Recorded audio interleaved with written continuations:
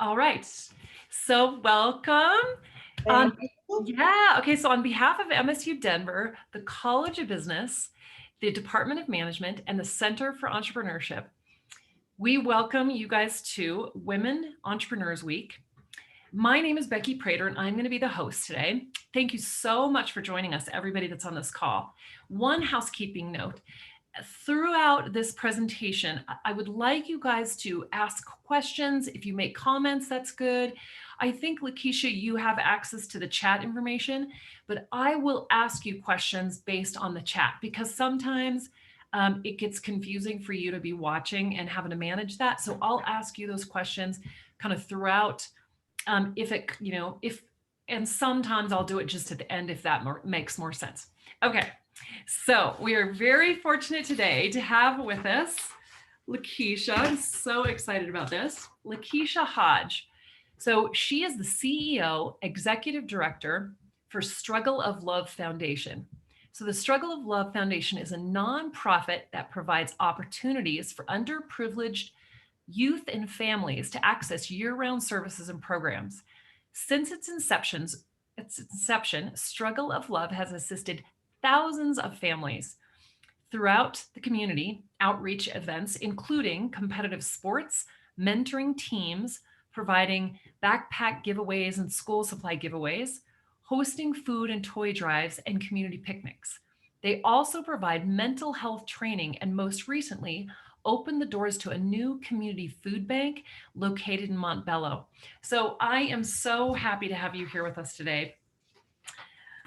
Oh my gosh, LaKeshia, thank you for coming. Yeah, thanks for having me. I'm Yeah. excited too. I'm nervous and excited, so Oh, good. That's how it should be, actually. Good. So what I'd love to have you do is talk about your business. How did you get into it? What inspired you to start it? Anything you want to share? Yes, thank you. So, it's kind of a long story, but I'm going to make a long story short. The way that we started our organization was really my husband and myself. We both were homeless at the time. This was over 20 years ago.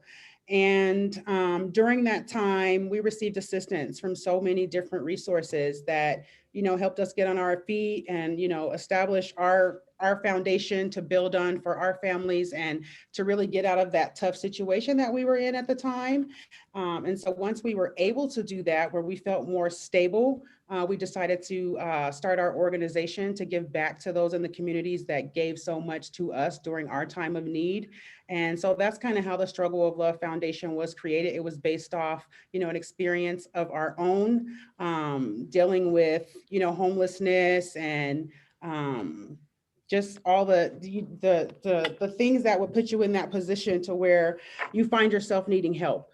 And so we wanted to be, that organization where people can go and find the help that they needed and be able to assist, with wraparound services, whatever that looked like.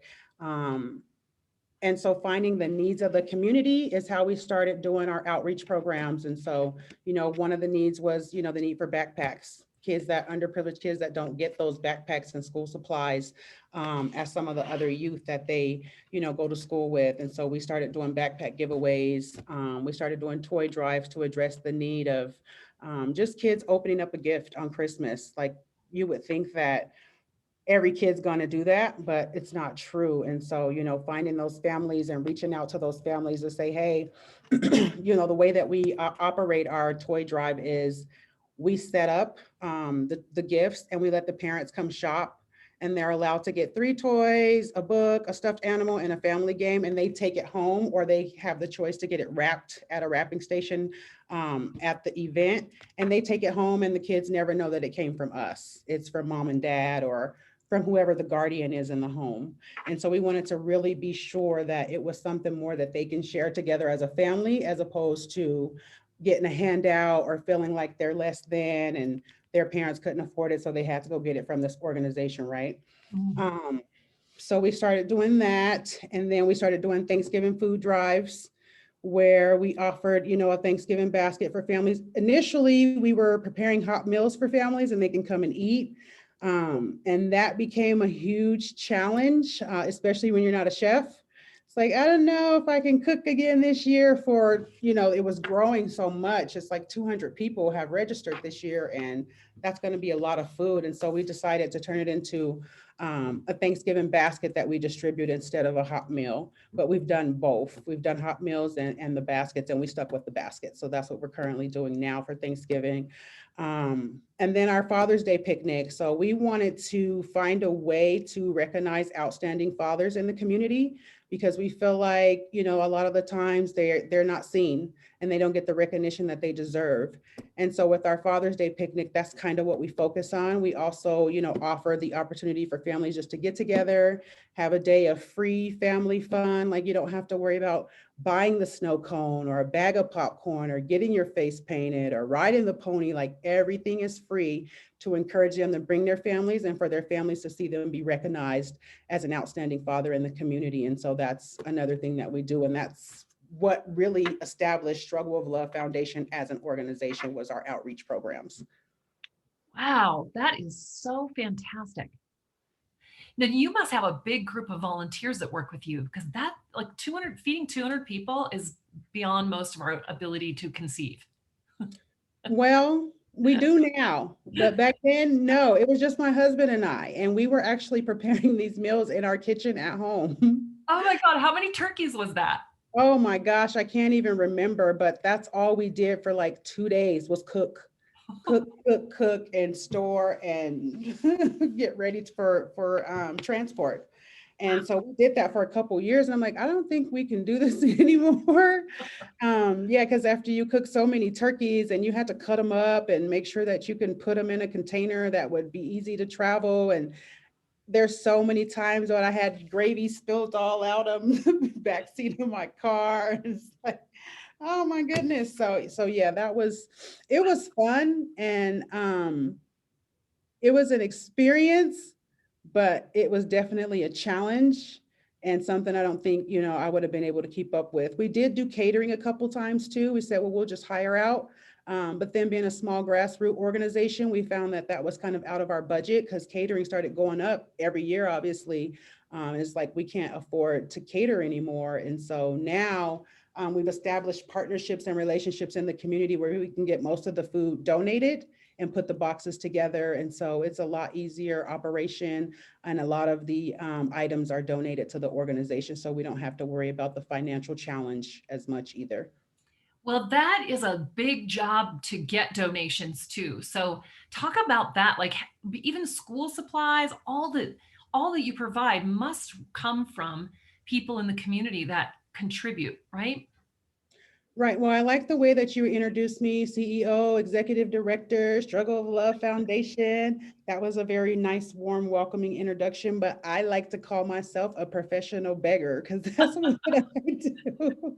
Like, I have really mastered the art of begging. And when you have a nonprofit organization, you have to be, because that's where all of your support financially in kind comes from. It just comes from asking people, getting people to believe in you, proving that you can do the work, you're capable of doing the work, you're going to do the work, and this is what you need to be able to do the work, right? And so there's a lot of times, I guess it would be professional begging with storytelling. And so you have to really know how to tell your story, the impact that you're having on the community that you serve. And just knowing those resources, like, where do you go to even ask for a donation for school supplies or food, and so knowing your resources and your partners in the community and people that have other organizations that kind of share the same mission, and you can go and lean on them and count on them to come through, to pull through, to support your activities, outreach programs, or just, financially. There's a lot of organizations that put together different fundraisers for Struggle of Love, and Oh my gosh. we just They help you do that. Like, they actually help raise money for you guys. right. So I Wow. go out and raise money, and a lot of organizations have that in their mission. Is that's what they do. They raise money for grassroots organizations, and they'll pick an organization or two every year. And so, sometimes we're lucky enough to come up on the list. Like, okay, now it's Struggle of Love's turn. So yeah, so it's really just finding those partners, those resources, and knowing who to ask for what. Oh my gosh. Now, what would you say have been some of your biggest challenges? Well, the main challenge is just really not having adequate staff to operate the organization. It has really like put a strain on my husband and I's livelihoods. Like it's all we eat, sleep, drink, and do day in and day out because we're the only ones and we're really passionate about the work that we do. Even before we had any funding, um, we would use our own funds. We both worked full-time jobs for 15 years and supported our organization through our own employment. And that was a really big challenge. And not only that, it's just being partners in business and marriage is like, okay, Friday's divorce day. Remember, we're not. And so we've been to divorce court like so many times. Like it's really been a challenge, even though we know that the two of us are really complemented to each other. So I know like what he can't do, he knows what I can't do. And we also know when we're exhausted. Like I can see like today's he's exhausted. So I don't expect him to do anything else after he's done today. But then just picking up the torch and still carrying it on and say, hey, you need a break. I'll carry it from here. And then just leaning on each other to know that, we still have each other to fall back on. But that's been the biggest challenge, is just trying to operate with two people. And my biggest thing with that is because I know my work and what I do is hard to let go and delegate some stuff. But I'm learning that now that we're building a team, like, oh, it's okay to let Tiffany do it, or it's okay to give David, the autonomy to make the decision about that. And so I'm learning that now, but that has been one of the biggest challenges, is just like letting go and letting some other people come in to assist. Hmm, awesome. Yeah, that is a tip. That's difficult no matter what kind of business you run. How do you delegate? No matter what you do for a living, it's hard to let something go because you know how you want it done. Hmm. Interesting. Hey, so this is your guys' full-time job at this point. Yes, this is our full-time job at this point, and we decided to do that, to finally make the decision to throw in the towel with corporate America and focus on our nonprofit full-time. It's like, we're running out of time. We're getting older. We're doing all this work and working, so we have to figure out something. And we decided to give it all up and go in full-time with Struggle of Love. And so, yeah, we're here now, and it's been an extremely interesting couple of years. So, So when did you start and how did you come up with the name? We had that as a question. One of our guests asked the question, how did you come up with the name? And how long have you been in business? so we were established as a 501c3 nonprofit organization in 2007. We actually have been working on Struggle of Love since 1999, when I met my husband. But at the time, that's when we were really unstable. And my husband had already had the idea, and he really did start putting things together and printing up different documents that he was going to the library and studying and trying to figure out how to start a nonprofit organization. And so once we got stable and we finally decided to really go full force with making this an organization, he had like, can you see my hands? Yeah. It's bigger than that, but he had like this stack of papers and he handed over to me, and I'm like, what is this? It was such a mess. And those were in the days of computers. So I didn't know why he had so much paperwork, but I took it all and put it into electronic format. And then I applied for our 501c3, and the rest is history. We started doing our programs. We've had volunteers come and go. I mean, I'm sure you know how much of a revolving door it is with volunteers. Sometimes you get consistent volunteers, but what I've learned throughout the years is that volunteers are volunteers, and eventually, they don't have time for you anymore. It's like, okay, I've given you enough time. I have to move on now, and so that's another challenge too, is just finding volunteers and keeping them engaged in the work that you're doing in the community. But the name we came up with is because we figured, even at our time of need, is like, love is a big thing. And I believe it's all you need. Like, all we need is love. Mhm. And no matter what it is, everybody's struggling for the love of something. And so, whatever that may be, it may be a negative, it may be a positive. But we just felt like there's a struggle for love for something. I had to be reminded last night. My son told me, he said, sometimes I just need certain people to tell me that they're proud of me. Oh, And I'm like, are you talking to me? Like, just say. got a hint. So I felt like he was really struggling with that because he wasn't hearing it from mom or dad or whomever often enough. Even though I am extremely proud of him, we don't voice it as often as they need to hear it. And you don't realize that. Even for myself, sometimes I'm like, I'm so exhausted. Oh, all I need is a back rub or whatever. So we just feel like everybody's struggling for the love of something. Whatever it is that you love, sometimes it's a struggle to get that. And that's how we came up with the name. Oh, I love that. It's beautiful. That's a beautiful story. Hey, how would you say, like one of our participants asked, how do you get volunteers? Like it's really hard to get volunteers, and yet people are willing to do it all the time. So how do you guys recruit volunteers for your business? So in the beginning, I had no idea. That was a great question that I could have asked myself years ago. Like, how do you get volunteers? Now, I've learned that there are like different platforms. And so again, it's about knowing your resources, knowing where to go, knowing who to ask. And now I'm on like several different organization platforms where they will post anytime I need volunteers. So it's, sharing out the information. So they'll post on their platform that here's a volunteer opportunity, what it is, the details, and if they're interested to go ahead and reach out to Struggle of Love. So now I'm on several different platforms where volunteer opportunities are there for people that are interested, because there are tons of people that just want to volunteer their time, doing something to help out the community, giving back. But how do you find those people? Well, I learned that they really lean on those platforms to find opportunities and to engage with the organizations that have opportunities.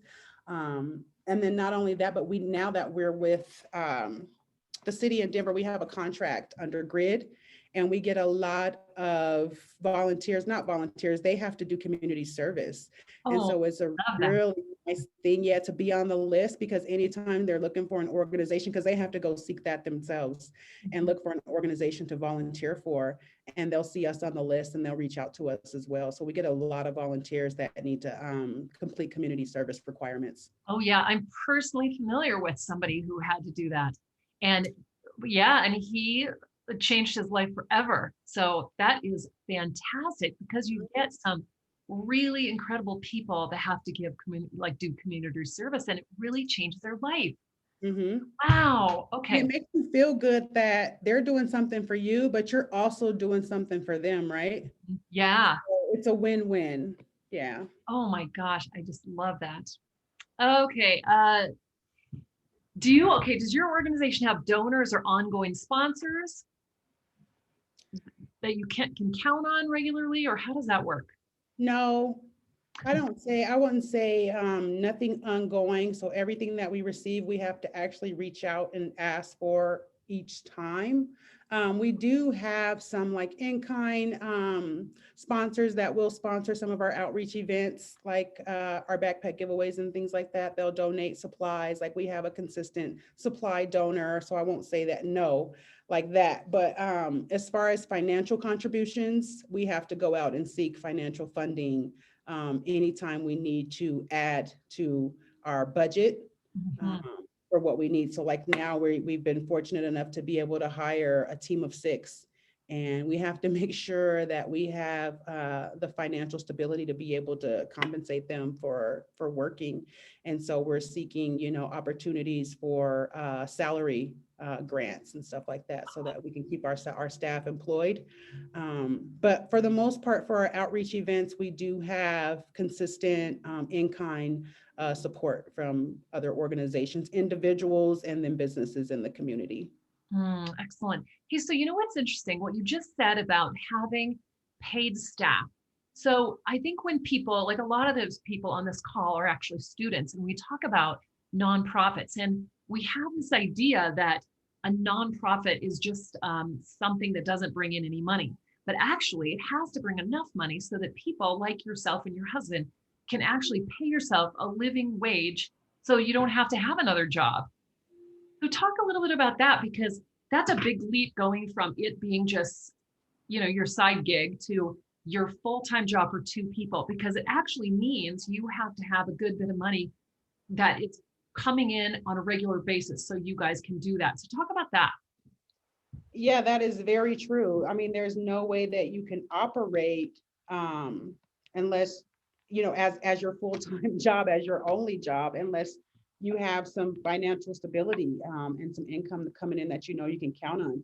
I will say with that, it's still like uncertainty because you might get a 3 to 5 year grant. And then, you're always scrambling saying, okay, this grant, like right now, we're under a grant that's over in June. And so we're scrambling to try to find our next 3 to 5 year financial stabilities to keep struggle of operating. We do have some financial commitments for our staff, Mhm. but however, Joel and I are not in that pot. So that's one thing with foundations is when you're budgeting and you have buckets of money, like you really have to make sure that those buckets of money that you have allocated to that certain position or event, that it stays in that bucket. Um, and so that's kind of where we're at. Like everything's been allocated for 2021 into their individual buckets and what it's going to support financially. And then Joel and I are here, with less than 6 months of um, under a contract that we're under, and we got to figure out how we're going to come up with another 3 to 5 year salary. And is it going to be the same or more or less than what we're making now? So there's always that uncertainty of where your financial stability is going to come from. Especially when you're talking about salaries, it's a lot harder to get a salary grant than it is to get grants for a program or grants for an outreach event or those type of funding opportunities. It's a lot harder to get salary grants. Wow, yeah, I'd never even heard of that. I can imagine that it would be. Wow. Okay, so tell me, Lakeisha, how has COVID and this whole the situation of social distancing and masks and all that stuff, how has it affected your business? I would say for struggle of love, it's been a blessing and a curse.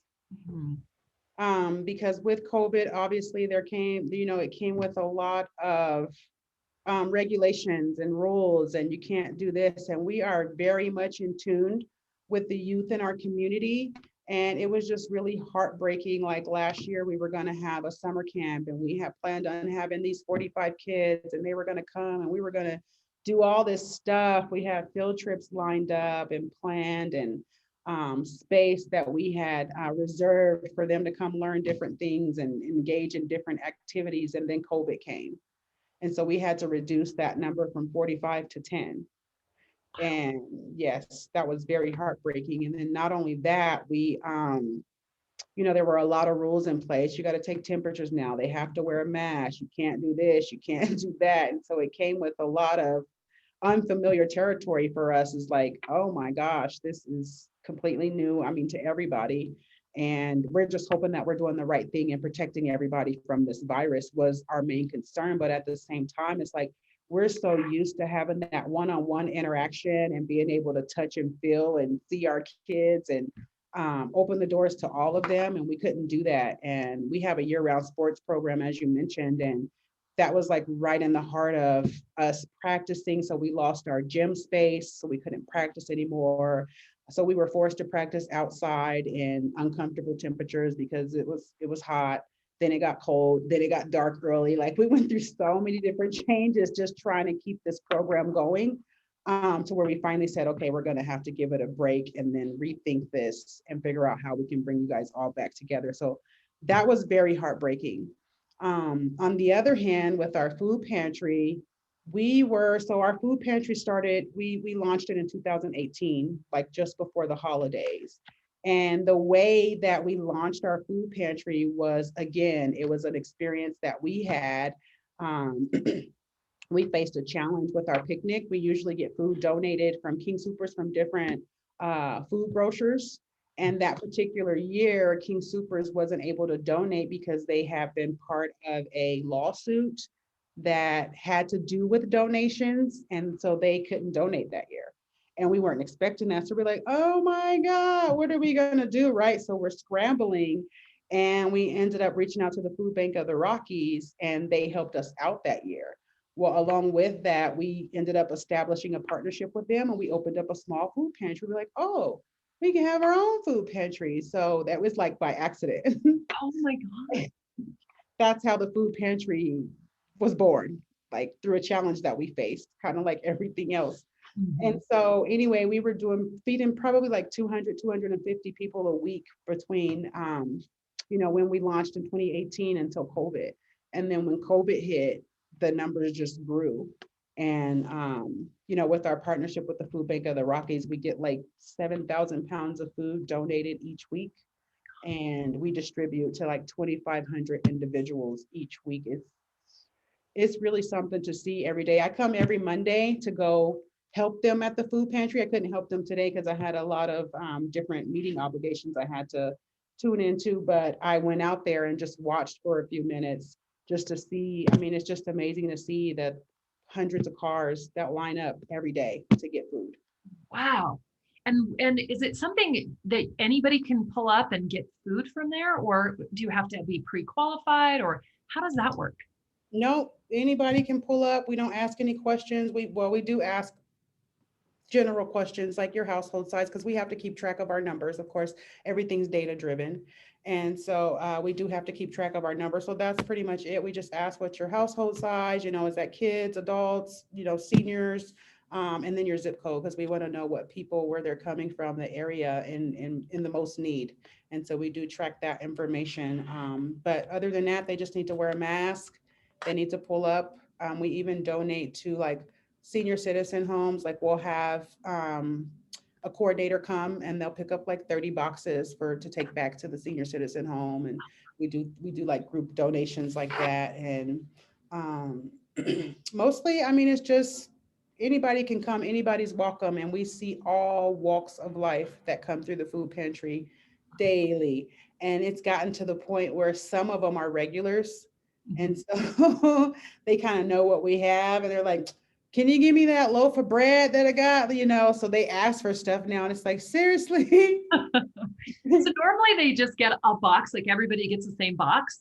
hmm Okay. Yeah, and the box has all the food groups. So they get bread, they get meat, they get produce, which is, fresh fruits and vegetables. They get sweets, they get cake. Um, and they also get dairy. So they get milk, they get eggs, they get a little bit of everything that should last them a week for a family of five. Oh my gosh. That just blows my mind. I can't, that you've got to feel so good every day. Yeah, so that's the good thing about COVID is like that we are able to offer this and support our community with their food insecurities, with the food needs. And that also we were able to employ young adults, young men to come and help not only give back to their community, but then they're, creating financial stability for their families and being able to, take care of some of their financial responsibilities for having this job opportunity. And so that's why I say it was a blessing and a curse, because we're still able to support some needs of not only the food insecurities, but people that needed jobs during this pandemic. Oh my gosh, that is just fantastic. Hey, Lakeisha, have you ever experienced any challenges because you're a woman doing business? I was thinking about that, and for myself, I would have to say, I was trying to think of a situation where I felt like it's because I'm a woman. But I feel like if I do get into situations like that, I call my husband anyway, and I'm like, "Hey, they said." I'm like a tattletale, so I end up getting it anyway because I'll just tell my husband. And if you have to know my husband to know how that works, like, don't make her call Joel because then it's going to be a different conversation. Uh, Um, so I've been trying to think, and I've worked in like, when I was working for Denver Public Schools, I worked as a compliance officer. And so I was responsible for ensuring that minorities and women-owned businesses received participation on contracts. And so like the general contractor had a goal they had to meet to hire one of the firms that I recommend to participate on, it was in construction, so to participate on the construction project. And so I've always been in like that equality space and given opportunity to minorities and women. And so I feel like I've always been really knowledgeable about that and knowing how to insert myself in different situations and just ensuring that, I'm being treated fairly. And I don't know, I can't say I really had any challenges being a woman, and probably because it's of the team that, me and my husband, because they already know I'm coming with the strong arm. Oh my God, that's so great. I love that. And it's interesting because there are times when you need both, both people. So one of the things I think so impressive about you guys is that you have do it as a team. Because when a woman signs up and starts a business, if the husband or the partner, whatever, is not fully in support, it becomes really difficult. So I am thrilled to hear that you guys are doing this as a team, even though that's hard too. At least you're there to support each other in every way. Yep, it really does help. I mean, like it's a blessing and a curse too. I'm like, I have to work with you, go home with you. Like, can you drive around the block just so I don't have to see you for 5 minutes? Oh, that's so cute. Hey, here's a really good question. Okay, what is the art of knowing how to tell your story and how to get people or sponsorships to believe in you? Like, what do you think the magic is of your storytelling that has made you guys successful? I mean, I think it's just the truth. And it's unfortunate that I have an unfortunate story that I was homeless. I lived in a shelter with a newborn baby, and um my son's 22 now, and so he doesn't remember, he'll never know. But really the goal was just to not ever have my children experience what I experienced as a child. And so with that, it's like, okay, they're not the only kids in the world, and so we can share this same knowledge and information and love with other kids in the community, and just all around, just resource sharing. There are a lot. That's one thing that I have to say is like there are tons of resources and support systems in the community if you just take advantage of them. And I think the story is just, it's just the truth. It's just our story. And sometimes I have to think about it like, did that really happen? Like, is this really my life? Like, this is a true story. Um, and so I think that just because it's just being transparent, being open and honest, and really sharing details about my story and my husband as well. He was living in his car with his two children when we met. And it's like, what are we going to do for each other? Like, you're homeless, I'm homeless, but we made it work. We stuck together, and things started moving really quickly for us. And so it was really a blessing. I think, we were sent to be with each other.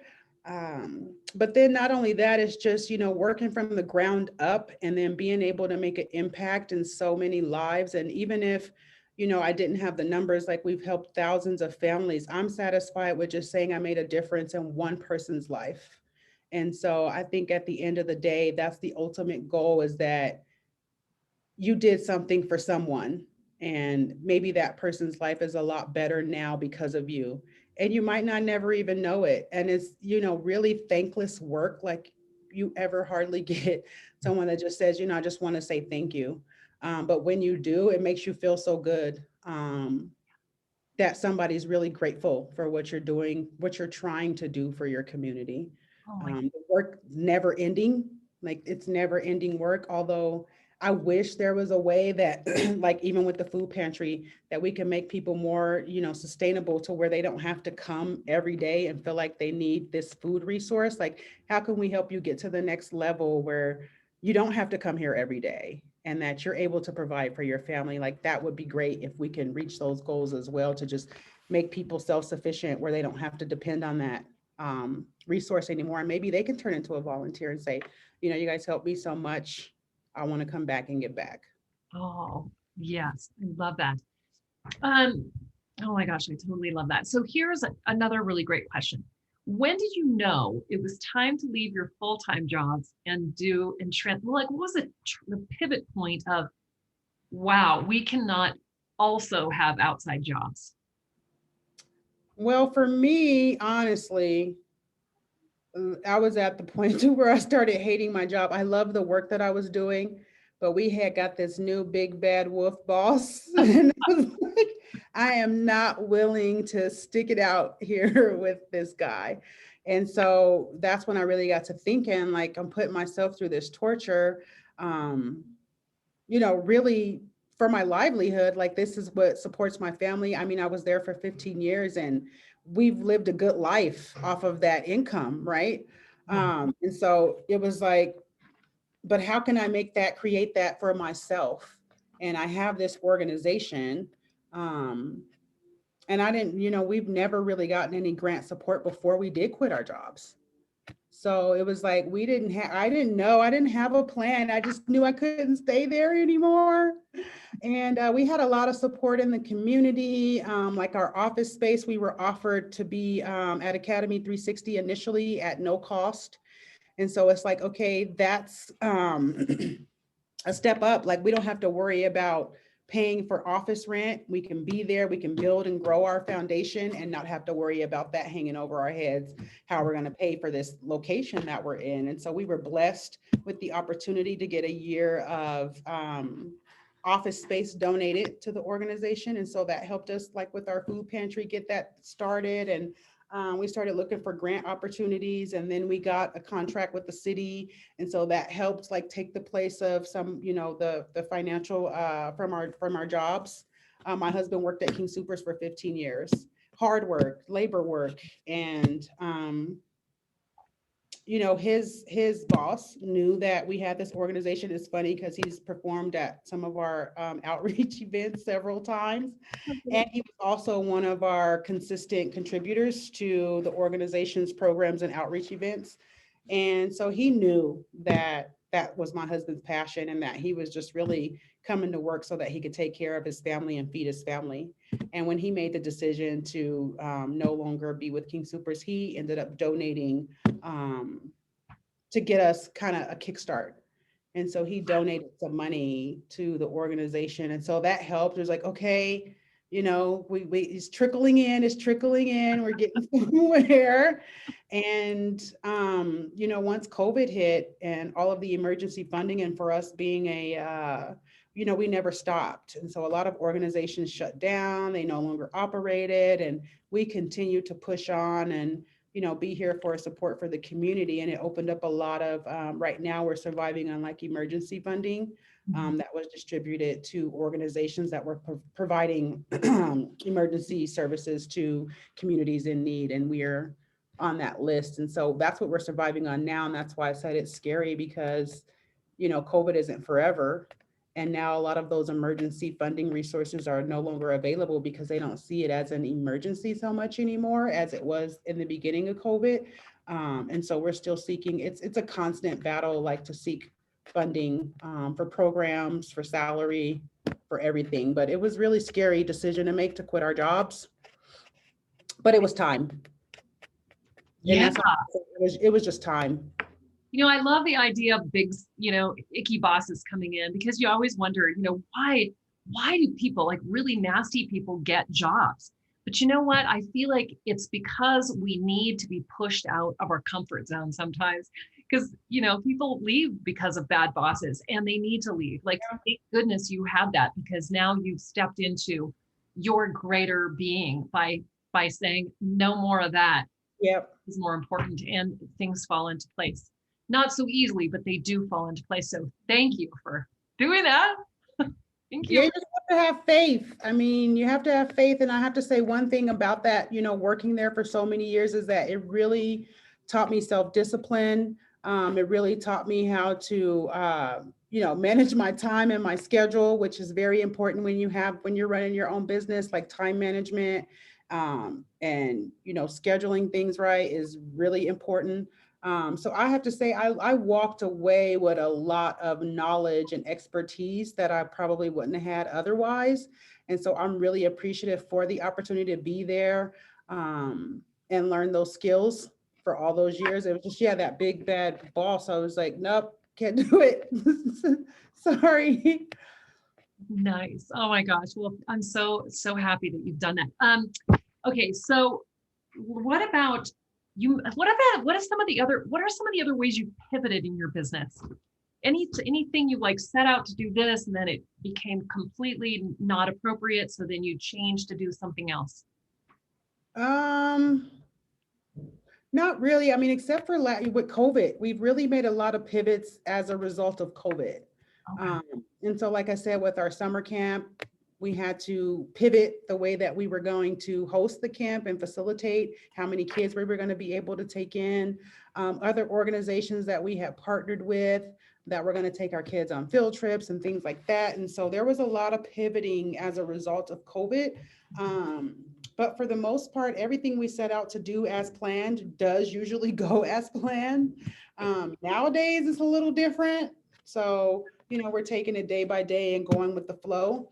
And then just leaning on our partners, like, what they're doing. A lot of us had to pivot. Like last year, we didn't really get to have any of our outreach events the way that we wanted to. So like our Father's Day picnic, we had to pivot from having the big resource fair where we recognize the fathers to a parade.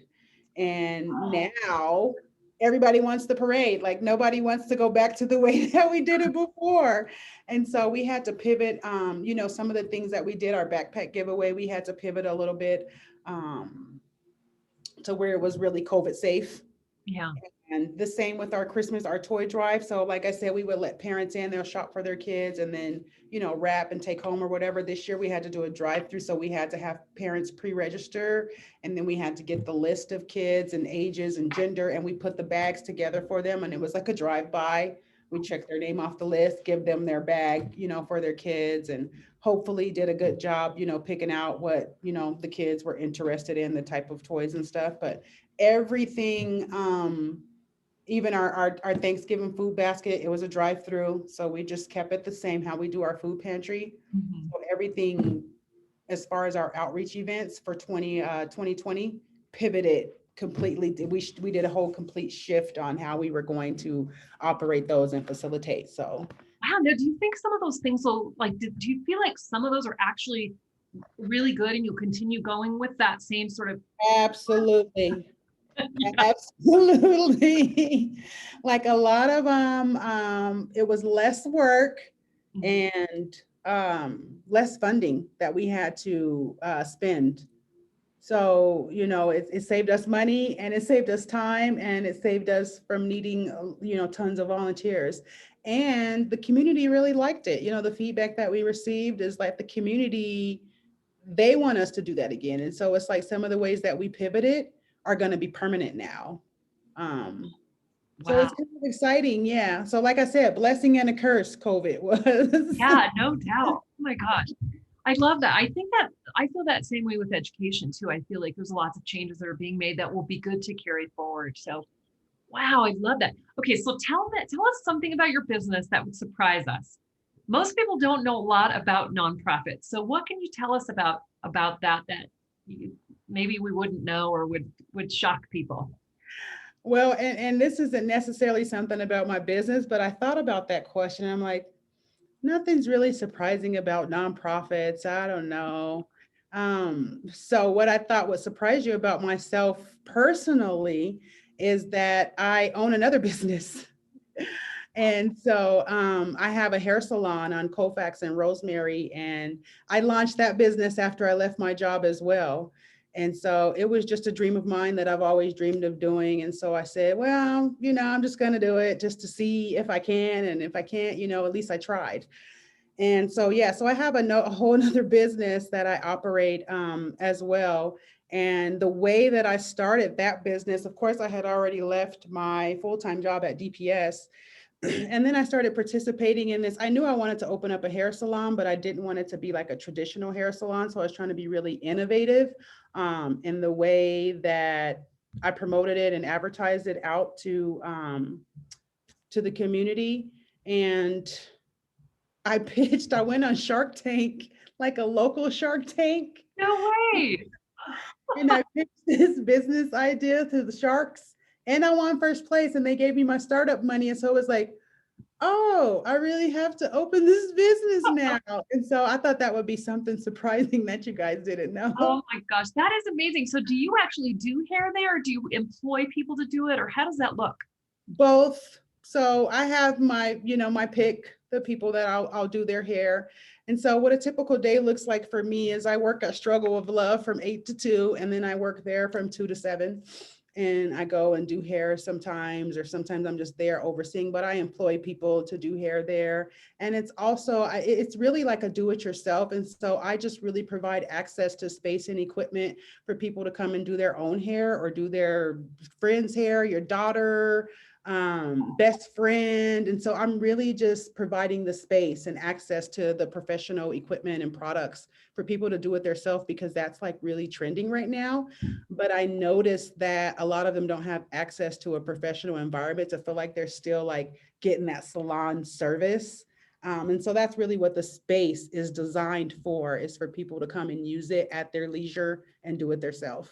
Well, LaKeshia, I have never heard of that. That is so impressive. I knew this week, I think all of you, all the women presenting this week are like forward thinking. You have an idea of the future that is different from the past entirely. And this is what's so impressive. Like, who would ever imagine that you would set up something based on that? That's so impressive. Well, it's something that I've always done, and I found it a challenge for me because I had this big hood dryer in my hat, and I'm like, well, I started accumulating all of this stuff, and I'm like, I don't want this stuff. Plus, I really want to get away from my husband when I go get my hair done. So it's like, I got to open up a place that's for ladies like me. So Oh my gosh, that is so cool. All right, so where do you see yourself in like the next year, the next 5 years? How do you see your future um, coming about? well, I'll have to tell you this. I am a very big dreamer. So I think I dream too big sometimes. Um, and then I have to reel myself back in, like not really, come back. But in the next fight, but like right now we're launching our Love Center. And, since we've started our organization, I mean, you can look back on, and I was doing that actually a couple of days ago, just looking back on past interviews that we've done with several different people that wanted to interview us. And that's the one thing that's always brought up, is that we want to open a love center. And so right now we are, but it's not the love center we wanted, even though it's close.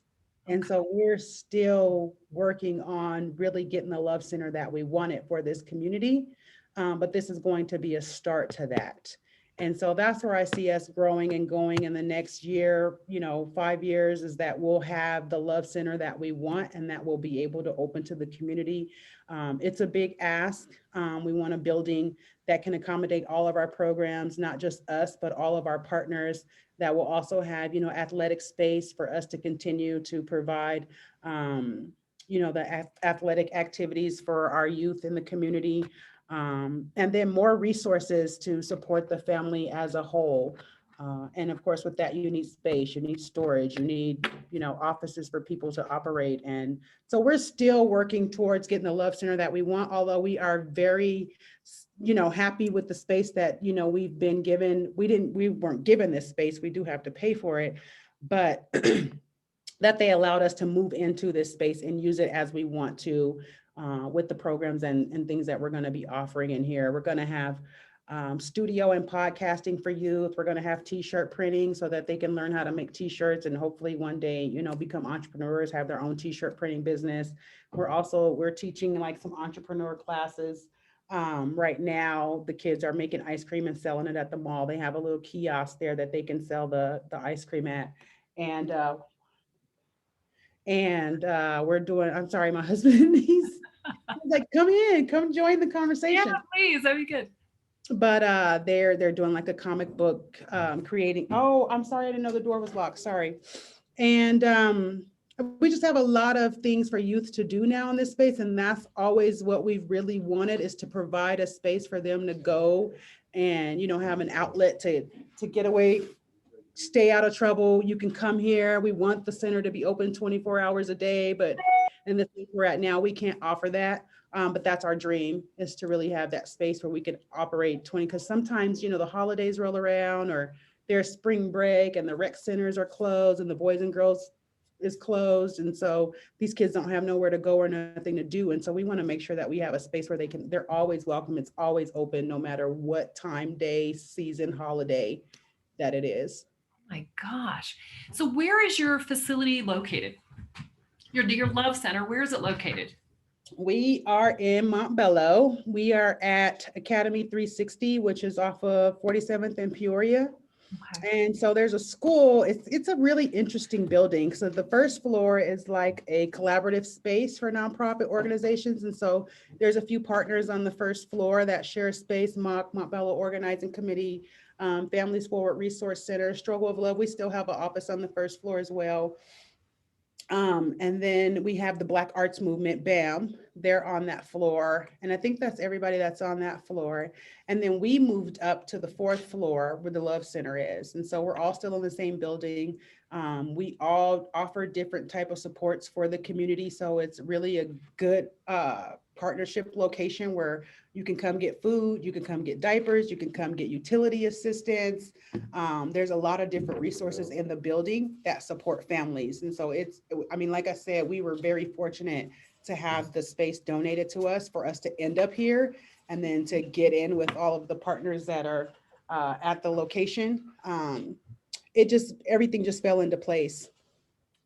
Wow. Oh my gosh. Okay. Hey, so I'm going to ask a kind of a not super fun question, but I know that this is a big part of what you guys do. Talk about the reporting. Like, it seems as though when you are in a fundraising situation, you have to do a lot of reporting to a lot of people. What does that look like? Is that a lot of your job? So I would, yes, and I hate it.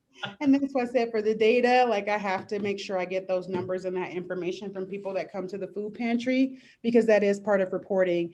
And if you want to get any funding and continue to get funding, I mean, that's just a requirement for funding. You have to report out and, let them know what the funds that they gave you, what it went for, what was the impact. And so I do a lot of reporting. What I found is that it's just the same as like grant writing. Like once you get a template, there may be some things that you have to tweak and change to satisfy the funder. But at least you have that foundation and you have that template and you can go back, oh, I'll just take this out and move this. So you learn how to copy and paste a lot. And just make sure that you're providing exactly what they want and pay attention to the details, because every funder is different in what they're asking. But that's something that I learned even with reporting. I have like they have a common grant application. I have like a common grant report now. And so I Okay. will reference that and just pull out pieces that I think, what they're looking for as far as the reporting. And then also just keeping up to date the numbers and information that I know I'm going to have to report on based on the source of funding I received. And so are they going to want food pantry? Are they going to want youth numbers? Are they going to want, what do they want? And everything else is pretty much the same. And sometimes I just have to modify that information according to the funding source. Okay, gosh, good. Hey, you mentioned something about mental health support. What is like? What does that look like for you guys? And tell us a little bit more about that service that you provide.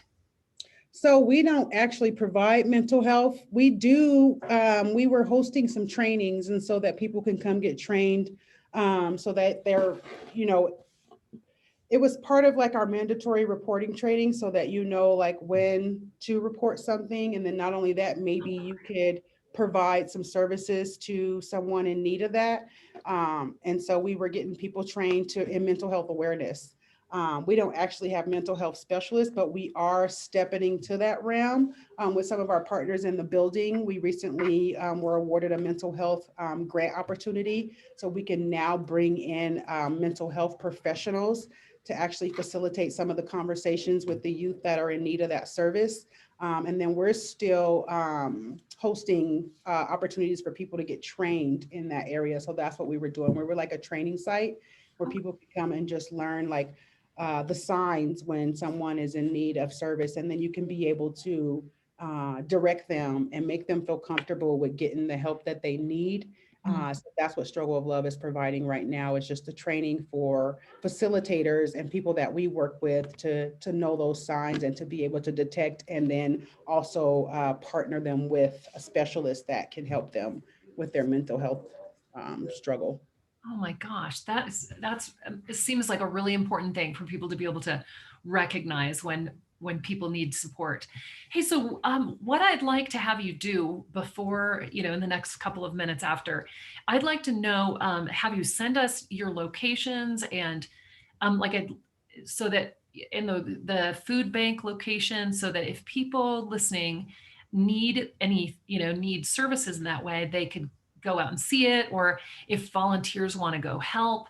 I would love to have some details about like how would they sign up to help you and all that kind of stuff. And then I'll put that in like the comments below the video so that people seeing this can actually say, okay, I want to go help LaKeshia in her efforts, or I can go to her hair salon. Wouldn't that be great? What is the hair salon called, by the way? It's actually called DIY Beauty Mat Salon. So what I like to say is like a laundromat for your hair, wash, dry, and style with us and do it yourself. I love that so much. Oh my gosh. Okay, let's see. I'm trying to see if there's any other questions. Oh yeah, somebody asked about how do you promote to your community like the need or higher education? Do you guys spend time helping people figure out the college situation or different trainings or what? How does that work? Yeah, and actually, that's the purpose for the Love Center as well. We're right now installing like several different technology, the equipment for them to be able to use for job hunting and searching and like that. But we don't really promote, like, college is great, and that's been a thing for our youth to it's like you have to do this, like you have to go to college, so find a college that you're gonna like and start applying and doing all these applications. We do promote that as well, but we also understand and recognize that not everybody is college material. And so in that, that's why we're offering these entrepreneur opportunities to say, hey, even if you do want to go to college students still have to make money. Like, you still need something to fall back on financially. And maybe this is something that'll help you get through college.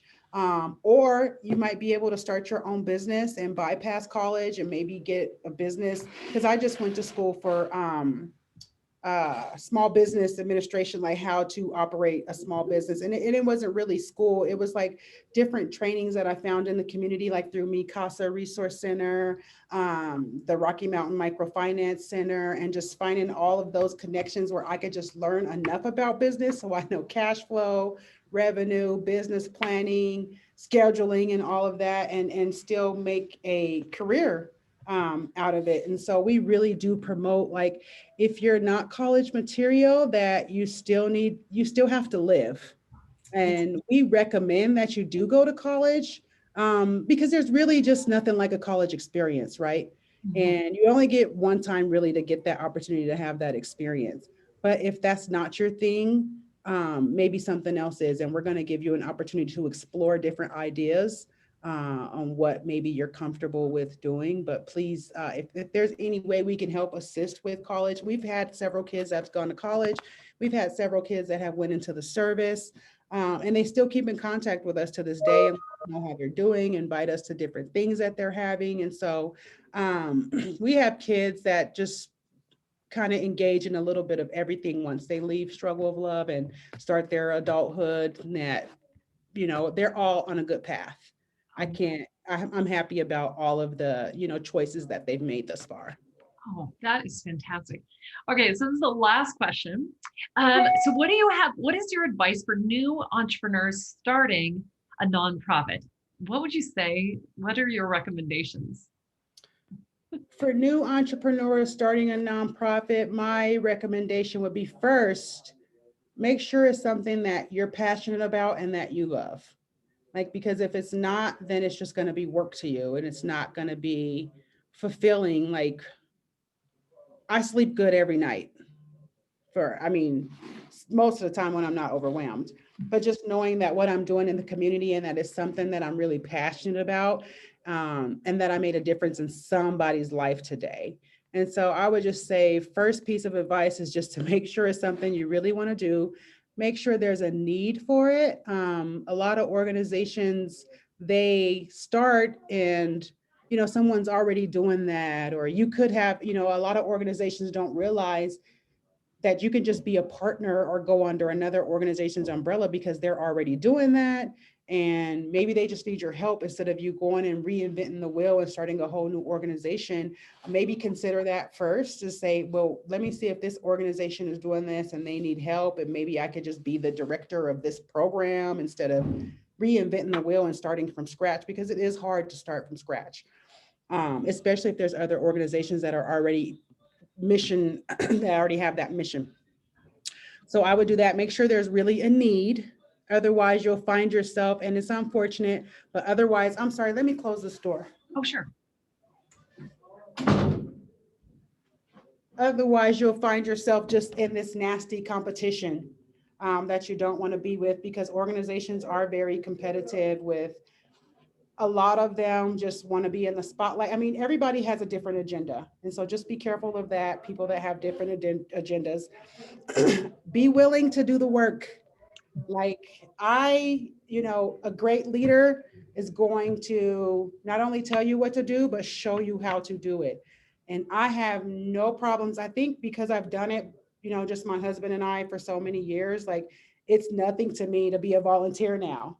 Like I can go out there and pack a food box and put it in the trunk. Like it's part of my work. It's part of how I got to where I'm at. So just be willing to do the work. Don't wait for somebody else to do it for you, because it'll never get done. But there is a point to where you come where you can delegate. It's okay to let go of some stuff and say, hey, I'll let Tiffany do this. I just throwing a name out there, and I can focus on something else. Just make sure you have the passion, make sure there's a need, make sure you're willing to do the work, make sure you're willing to fail and get back up and try again. Don't quit your day job. That's a good one. Yes. At least for a while. At least for a while. Like, make sure that you're really at that point to where you feel established enough to say, okay, and maybe wean yourself if there's an opportunity for that, like reduce to part-time, and then, gradually like walk away. I went cold turkey. I like to call it cold turkey. I just quit. It's like, just my last, and they really had a hard time letting me go. They actually kept me on 2 months after my last day. It's like, I'm ready to go now, for real. It's time to let me go. So just make sure you're really ready, you feel established, and that you can make it financially, because you still have a family to take care of too. You still have a livelihood, and you don't want to get discouraged, because that's discouraging too. When you can't take care of your family and yourself financially, you can get discouraged really fast and give up and throw in the towel. So just make sure you're really established with that. Have some goals, have a 1-year plan, gradually get to accomplishing those goals. Okay, you made it, like short-term goals.